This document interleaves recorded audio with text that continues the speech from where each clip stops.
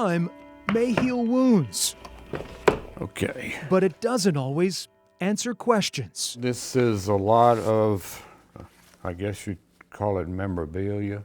Les Lewis still wonders what may have been. That's my father, myself. Fading memories and a few personal effects He had hands the same size as mine. The rings fit. are all he has of William Lewis. I guess really having a full-time father was mainly what I missed out on. When he was just 4 years old, Yeah, he was drafted. Les's dad left the family farm on the Northern Neck to fight during World War II. It was pouring rain, and it was nighttime, and I remember driving up to the gates and him getting out and leaving. To my knowledge, that was the last time we saw him. William never returned.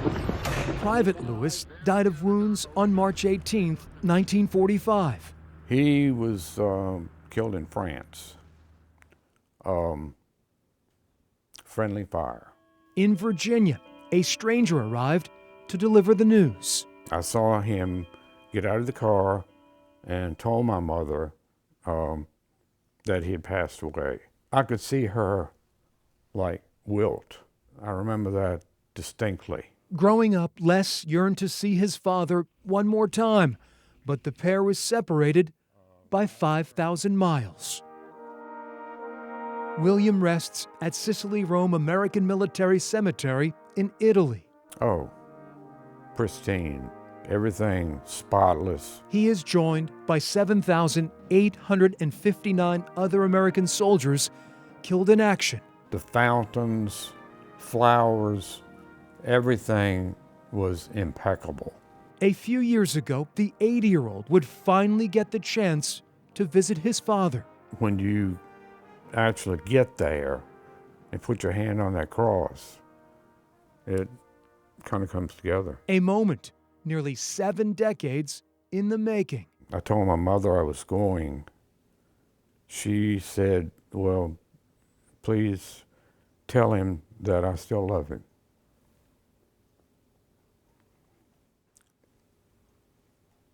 And I did.